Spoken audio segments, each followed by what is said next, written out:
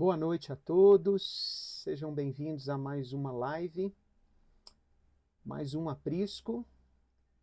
Queremos dar início dentro de poucos instantes, né, a este tema de hoje, muito próprio para o momento que a gente está vivendo, por uma notícia que a gente recebeu aí, né, de um pastor, um pedido de perdão. Mas eu peço você que está nos assistindo nessa hora que compartilhe o vídeo, envie aí para mais algumas pessoas, de modo que a gente possa, daqui a pouco, então, iniciar mais um dia, né, de aprisco, com mais uma característica da liderança cristã. A gente está falando das marcas da liderança cristã e a gente quer continuar esse assunto, não é verdade? Então peço que você compartilhe aí com seus amigos, compartilhe aí com seu líder, o seu pastor, vai ser bênção na vida dele e nós queremos sempre trazer algo relevante, algo que possa abençoar a sua vida. Bem-vindo, pastor Eliezer, Jeter, né? Quase não chama de Eliezer. Tudo bem, meu amado? Que bom tê-lo aqui. Glória a Deus pela sua vida, pela sua igreja. Como que está Santa Bárbara do Sul? Tudo bem? Glória a Deus. Vamos tratar hoje sobre mais uma marca da liderança cristã.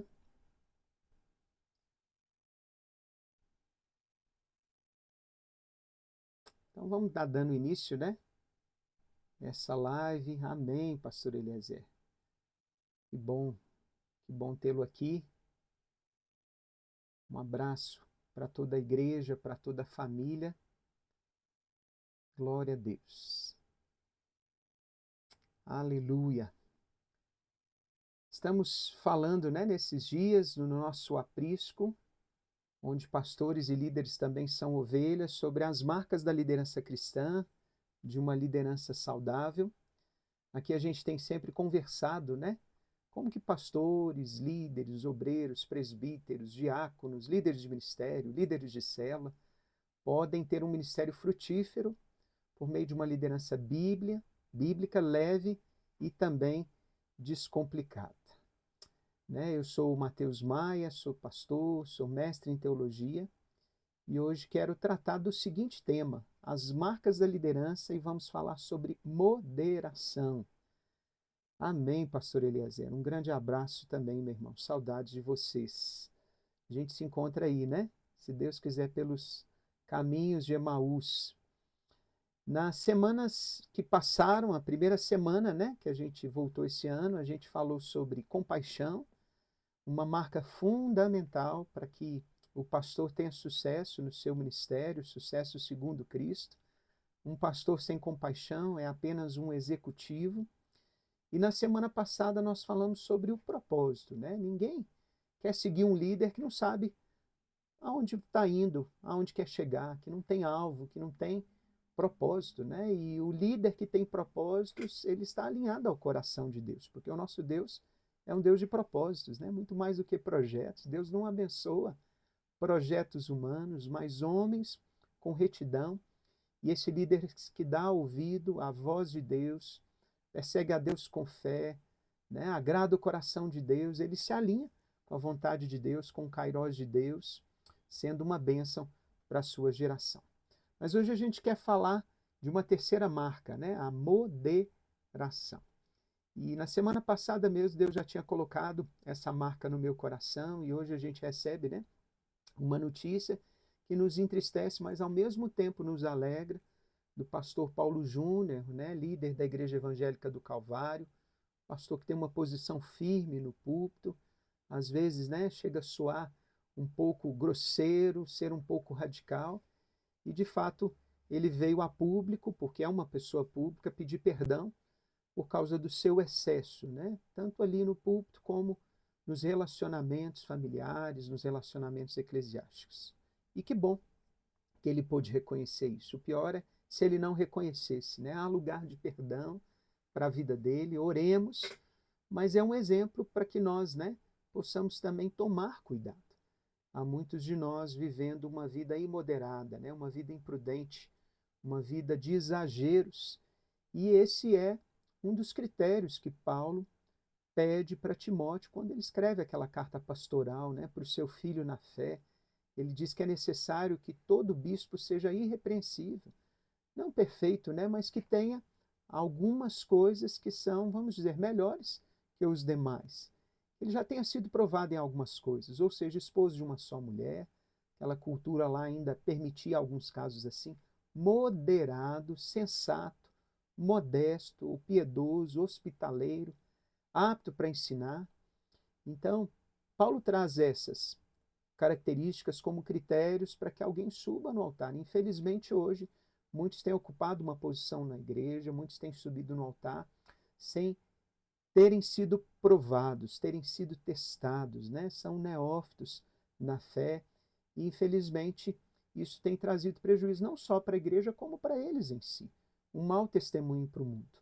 Também em 2 Timóteo 4,5, nessa segunda carta que Paulo escreve para o seu filho, ele diz, seja sóbrio em todas as coisas. Ou seja, a moderação fala de sobriedade, fala de uma vida, né, onde nós precisamos nos afastar da ambição desse mundo, da luxúria desse mundo. Também Paulo escrevendo para Tito, uma outra carta pastoral, ele pede, né, que ele seja sensato, que ele seja justo, que ele seja piedoso. Então a gente quer discutir um pouquinho aqui hoje sobre isso. Se você tiver alguma pergunta, por favor, me envie. E a moderação, ela evita extremos, né? Exercita a contenção e está relacionada ao autocontrole, ou seja, somos pessoas dominadas não pela nossa carne, mas pelo Espírito Santo. A moderação é uma coisa boa, mas viver uma vida de moderação é um desafio. E por que isso? Porque, infelizmente, hoje, no capitalismo, né, nessa sociedade aberta de tantas oportunidades, informações, aonde o consumismo é algo valorizado, aonde o materialismo se tornou um ídolo, se tornou algo que as pessoas adoram, né? Nós estamos cercados de excessos, estamos cercados deste marketing, né, que sempre está informando que algo é necessário, sendo que não é. Ou seja, eles querem criar um desejo. A Bíblia nos ensina que o excesso, aliás, não funciona tão bem e nos ajuda a entender como e por que nós precisamos viver em moderação. Sabe, um bom livro para a gente poder estudar e entender a respeito de moderação é o livro de Eclesiastes, né? O Correlé, aquele que fala a uma multidão. Existem duas correntes, né? Que foi Salomão, essa corrente mais tradicional que escreveu, e uma outra corrente que também, né, tem lá as suas, vamos dizer, os seus argumentos para dizer que foi Correlé, um crítico de Salomão, né? Ele usa o nome de Salomão, mas a gente encontra ali o grego koiné, esse grego da época aí de 250, 300 anos antes de Cristo. Mas independente de que foi que escreveu, né, nós vemos ali esse autor dizendo que houveram muitos excessos na sua vida. Em próprio capítulo 2, ali no inicinho, né, o Salomão, né, ou o próprio Salomão, ele lista muitos projetos e prazeres diferentes que ele buscou. Quer ver um trechinho? Diz ali, tudo quanto desejaram os meus olhos, não lhes neguei, nem privei o coração de alegria alguma, pois eu me alegrava com todas as minhas fadigas, e isso era a recompensa de todas elas. Está lá no versículo 10. Mas no final a gente percebe muito bem que ele ficou insatisfeito.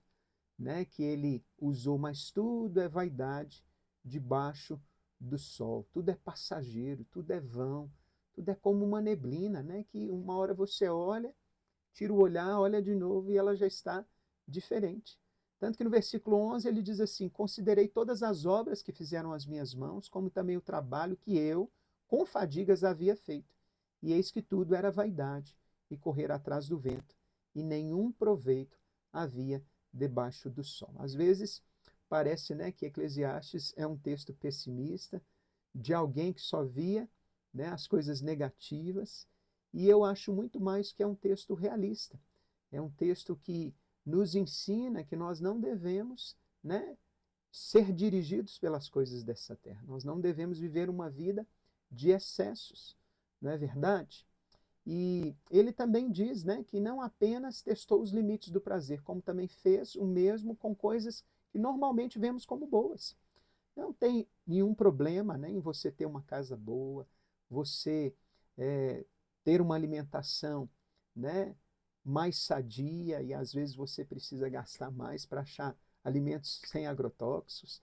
Não tem problema algum, né, você passear, você viajar. Meu Deus, isso é bíblico. Da mesma forma que o Senhor se agrada com o nosso trabalho, ele se agrada também com o nosso descanso. É um presente de Deus podermos aproveitar da natureza, das coisas boas que ele criou. Não há problema nenhum no prazer, né? O problema é quando nós ferimos, né, aquilo que Deus estabeleceu, achando que não vamos ficar impunes, achando que aquilo não vai fazer mal para a nossa alma. Deus, ele é soberano e ele sabe exatamente os limites que nós temos como seres humanos. Sabe? Mas nós precisamos entender que, diante de tudo, nós precisamos ter moderação. Sabe? Usar as coisas com moderação. Quer ver um exemplo? Chocolate. É muito difícil encontrar alguém que não gosta de chocolate, né? Eu conheço duas pessoas que não gostam, mas dentro, né, de uma multidão que gosta. Mas comer muito chocolate não é saudável, né? O sono, poxa, quem não gosta de dormir? Sono, além, né, da gente gostar, é necessário, mas a Bíblia diz que dormir muito leva à pobreza. Está escrito lá em Provérbios. Sabe, as crianças naturalmente são imoderadas. Quem já não ouviu uma criança pedindo para você repetir uma história, né? De novo. Às vezes até essa expressão, né? De novo, tio. De novo, pai. De novo, mãe. E muitas vezes a gente faz, né? Porque a gente sabe que vai agradar, mas nós, como pais, às vezes precisamos colocar limites, porque as crianças ainda, na sua imaturidade e moderação, elas não têm limites. Parte do crescimento delas e também nosso está em dizer não para nós mesmos. Está em entender o ciclo, né, que nós vivemos, aonde existe um sofrimento, aonde existe uma dor, para depois vir a alegria. Sabe? Precisamos aprender o valor da moderação. Nós, como pastores e líderes, precisamos ser moderados. Nós somos exemplo para a igreja. Nós precisamos também ter essa vida equilibrada de modo que nada venha a ser um embaraço para nós, de modo a não permitir que muitas vezes aquilo até se torne um pecado, né? E é muito bom quando a gente é corrigido, é muito bom quando a gente dá ouvidos à palavra do Senhor. Uma outra questão, né, que vem muito quando a gente fala de moderação é o uso do álcool. Alguns, né, dizem que Jesus não bebeu, que naquela época o vinho não era fermentado, né? E eu não vou te julgar se você bebe, mas se eu puder te dar um conselho, na cultura onde nós estamos, eu preferir não beber. Por quê, pastor Mateus? Porque a bebida está ligada na nossa cultura a todo tipo de podridão. É prostituição, é acidente de trânsito, né? Brigas dentro de casa. E se eu sei que o meu irmão mais fraco peca, né, porque ele não tem controle, eu que sou mais forte, preciso abandonar, seguindo a orientação de Paulo aos Romanos. Então esse aí é um assunto, né, que dá uma outra live, polêmico, mas por amor, né, nós como pastores e líderes, né, deveríamos, nenhum pastor e líder deveria beber. Essa é uma visão que eu tenho, né? A Bíblia diz, não vos embriagueis com vinho. Aí você vai me dizer, pastor Mateus, mas é se embriagar, né? Sim, mas pela nossa cultura, por causa de outros irmãos que são mais fracos na fé, né? A minha sugestão é que você não beba. Sabe, se você tiver outra opinião, eu vou te respeitar e não vou deixar de considerar você como irmão e nem dizer também que você está pecando, né? Muitas vezes pode ser um embaraço, mas pode levar, sabe, ao pecado, porque nesses momentos aonde a gente procura, né, as coisas materiais, a gente procura os alimentos para preencher muitas vezes um espaço da alma que está esburacado, que está incompleto, a bebida muitas vezes pode te levar, né, à embriaguez. Praticar a moderação, queridos, é uma boa disciplina, é uma disciplina espiritual, é um hábito espiritual. De fato, o autocontrole é até uma das qualidades do fruto do Espírito Santo que Paulo ensina lá para os Gálatas, né? Gálatas 5, 22 e 23. Começa com amor, alegria, paz, benignidade, bondade, longanimidade, fidelidade, mansidão e domínio próprio. Eu costumo brincar que quem não tem domínio próprio tem um demônio próprio. Sabe qual que você prefere? Eu prefiro ter domínio próprio. Além disso, o Espírito quer nos dar autocontrole, né? Ele é que nos, sabe, muitas vezes possui e nos ajuda, né, a dominar a nossa boca quando nós não conseguimos. É por isso que nós precisamos viver dependentes dele, aprender a obedecer a sua voz. É por isso que nós precisamos ser sacrifícios vivos nas mãos do Senhor, como diz Romanos 12, 1. E se temos necessidade, e se passamos por apertos, né, ele vai atender às nossas necessidades. Ele vai nos suprir, ele é o pastor, né, que supre as nossas almas. Sabe, o mundo apela para a luxúria, né? Ele avança na mentira de que a gente precisa ter em demasiado, a gente precisa de mais entretenimento, a gente precisa de mais bens, a gente precisa dessa segurança, mas o que realmente nós precisamos é de Deus. É assim que a palavra diz, né? Mateus 6,33, estou amando essa versão da Bíblia parafraseada, a mensagem. A gente conhece o texto original que diz, né? Se buscarmos o reino de Deus e a sua justiça, todas estas coisas vos serão acrescentadas. Mas não há mensagem, que é uma versão mais livre, trazendo a ideia central, não uma versão, né, 100% fiel ao original, mas querendo trazer uma ideia central, diz assim, aqueles que conhecem a Deus e os seus caminhos não terão falta dessas coisas. E quando, de fato, né, buscamos a Deus, ou seja, temos intimidade com Ele, podemos ouvir a sua voz. E se conhecemos, não conhecer, né, intelectual, mas o conhecer de experimentar os seus caminhos, nós podemos então discernir como fazer, o que fazer, qual que é o limite saudável para comer, para comprar, para adquirir, para negociar em todas as áreas, até aquele que é rico, milionário, que bênção. Você poder ser, né, alguém que recebe para poder dar, para poder distribuir.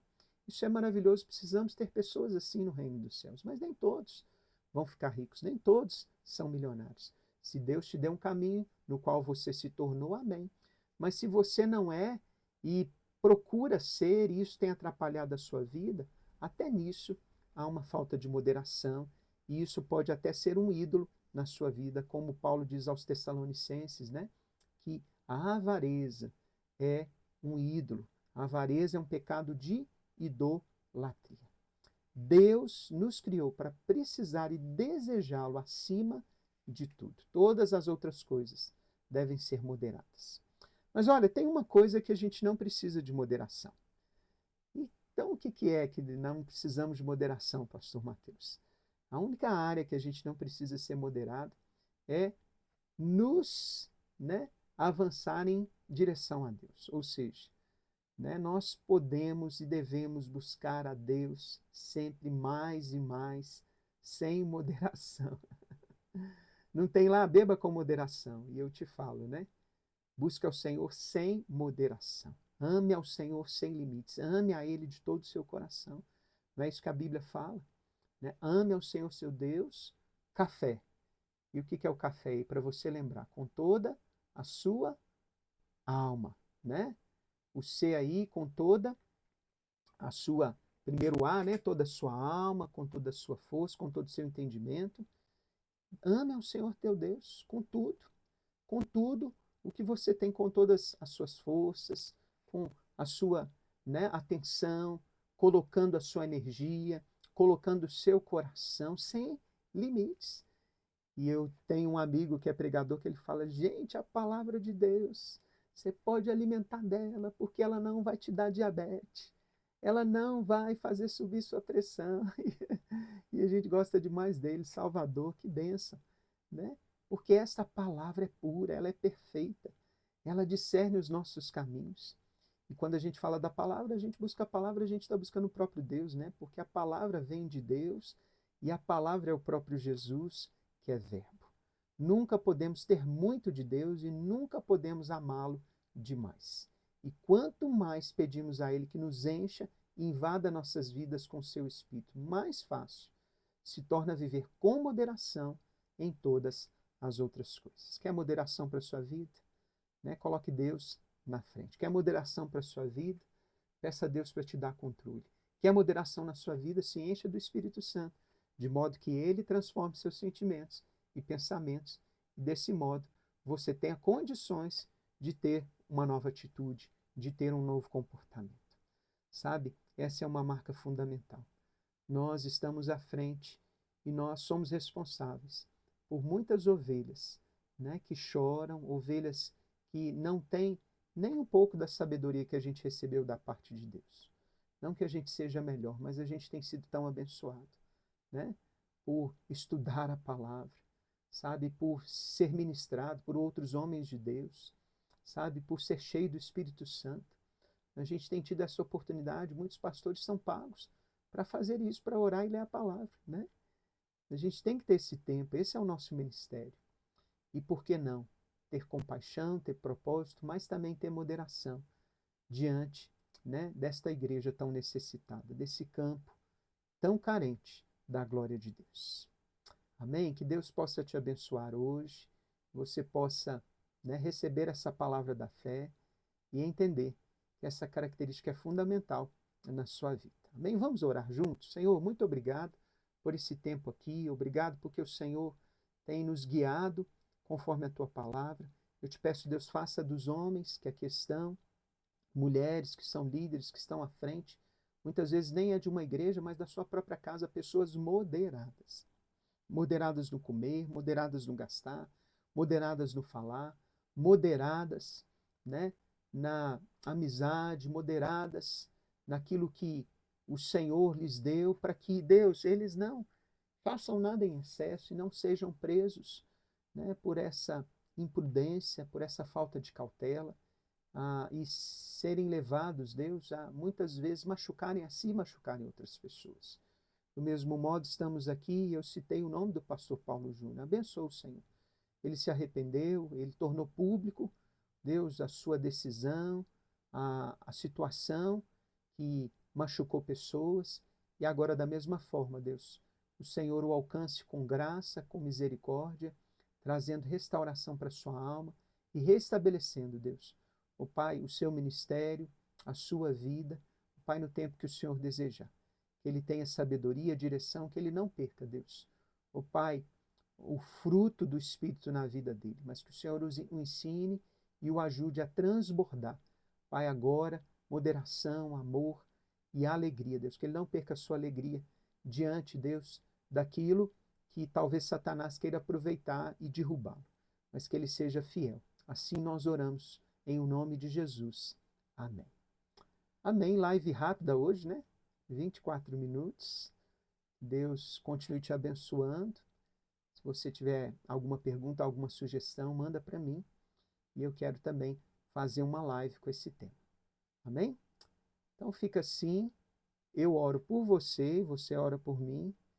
Forte abraço. Deus continue abençoando a sua vida, o seu ministério, te frutificando, fazendo de você um líder saudável. Amém? Deus te abençoe.